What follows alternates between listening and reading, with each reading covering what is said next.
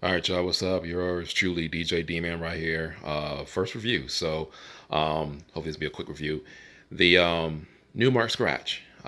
Just kind of, I've seen a lot of different reviews when I was trying to buy this mixer or buy a mixer.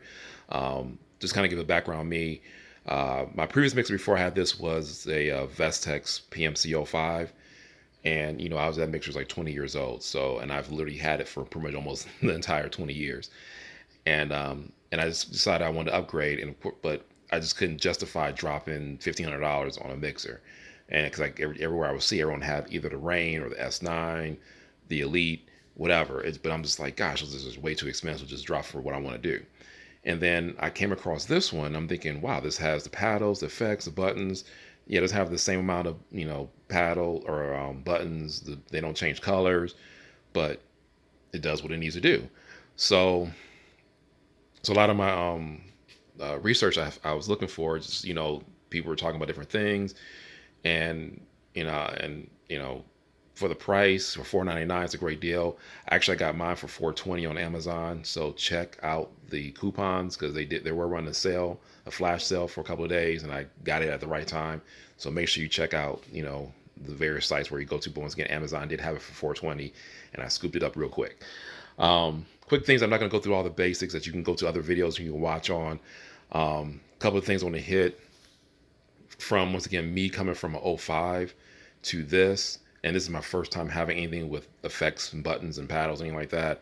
So I think I'm come from my perspective. Hopefully, it'll be unique versus all the other videos that are out there. But so the first thing on here, the build quality is actually pretty good. People keep saying how light it is. Actually, it does have some weight to it. It's definitely lighter than my '05, but it's not like toy light, like it feels like a toy. The metal around the sides is all metal. Um, you know, compared to '05, I think that's where the weight is because it does feel slightly thinner, when I kind of feel it, when I knock on it. But like weight wise, it does not feel too light, and it doesn't move when I'm mixing, when I'm DJing. So definitely quality mixer. I think as far as build quality, but once again, it's not as heavy as '05, but it won't blow away. Um, One of the things that some people were talking about I saw on there was about the mic, and they are right that there is an issue with the mic. Um, and I watched another video how to correct it, and I kind of tweaked it from my settings, what I was doing. So the first thing for me was the tone. So the first thing people were saying for your tone, if you have a low voice, put it on low, high tone. For me, it was just the opposite. When I was on low, I didn't sound good at all. At high, actually gave me more clarity, and I sounded clearer. So for me, once again, you can play around with that. For me, high tone, closer to high was better for me. I had to max my mic out, and then what I had to do was turn my trims down. So what he was saying was that when the music's playing, that the master should be at one, bouncing maybe to two, and then your trim meters should be at two, maybe bouncing around three. So when you do that, don't worry about my master. I'm gonna go with that in a second. When you do that and trim these down, and then turn your amp up, then you can hear you can hear the music louder, but now your music is right in line with the your mic. So for example, if I'm talking, I'm like, "Yo, let's go on a blah blah blah blah," bring it back in. Yeah, yeah, yeah. What's up, blah blah blah blah. When I was doing that, I was right where I need to be at. So yes, so you need to set this up so that the meters are actually relatively low for both the master and the line level.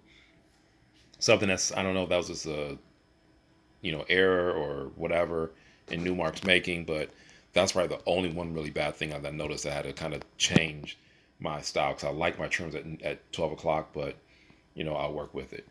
Um, the filter's pretty cool. I mean, it gives you a nice effect, but nice kills, total kill on both sides, and nice effect. Once again, the effects, the paddle's great. Once again, you can check out the other videos for that. Everyone keeps talking about how buttery smooth the crossfader is. I'm not going to use the term buttery smooth. It's a nice smooth crossfader. It's really smooth. Definitely better than my '05. I do have a Craze mixer from Stanton SA12 that I won. And that fader, which I can't think of the name of the fader on that one you can literally blow across. So that one's like super light. This one's kind of like in between. Definitely a lot smoother. The cut-in time is actually really good. People keep saying that the cut-in time when you buy an actual mini fader is better than this. I don't have a point of reference, so I can't really say yay or nay, but this is definitely better than my '05 crossfader. Um, so definitely good crossfader, and it's smooth and feels real good. So one thing also too that people were talking about were the slope, cut in versus gradual slope, and that's only two options you have. Well, yes and no. I mean, generally, if you're gonna mix, you're gonna blend, you're probably gonna put it on here. If you're gonna cut, you're gonna put it on here. But you do have the option in here when you get into Serato, Serato DJ Pro. When you get in here, you can actually change the crossfader right here, and actually adjust it in between there, so you can make your cut in time less or more or whatever you want to do. I keep it at fast. I cut, and then I use my up fader for my fades as well. Someone also mentioned that about you couldn't change the up fader, and then I saw someone later say that you could, and they're correct. I'm not sure why mine's grayed out right now, but I have actually changed my up fader curve. Now, the one thing they did mention is that you can't reverse it. So basically, if you do change it, when I did change it, it's down here. So it's either off, on, and I wish it actually was like this, so I can actually do, things up here. So it's almost like a hamster down here when it feels like a hamster because it's opposite. So, yeah, you can't reverse it, but you can actually change the curve, which is here, which I'm not sure why it's grayed out, but you can.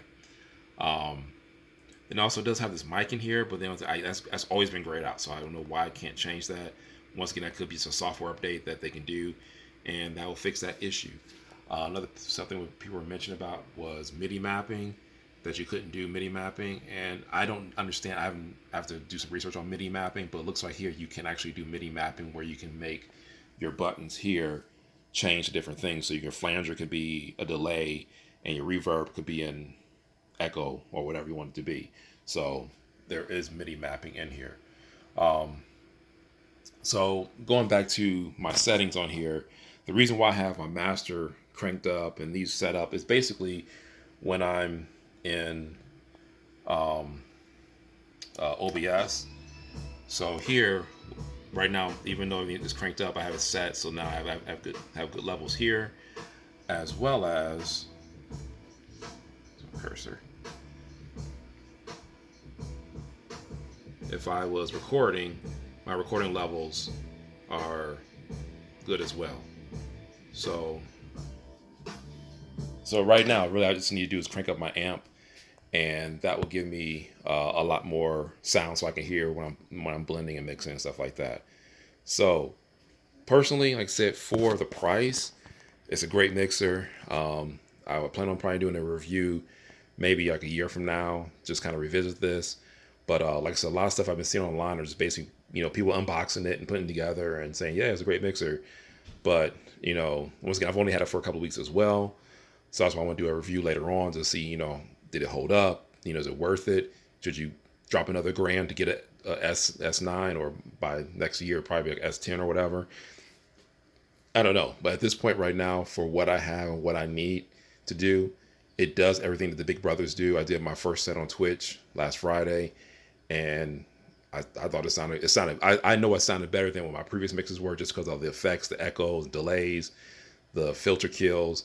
I personally knew it sounded better. And I think it was pretty much on par with all the other DJs that are on Twitch that are using the more expensive equipment.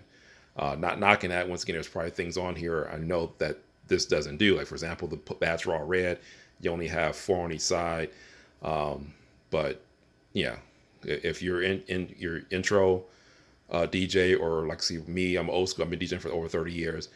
I just needed something just to kind of, get used to the game of the whole pads and paddles and stuff like that. So for me, thumbs up on the Numark Scratch. So if you have any questions, hit me up on IG or here on YouTube, and I'll try to answer any questions. All right, talk to you later. Thanks. Peace.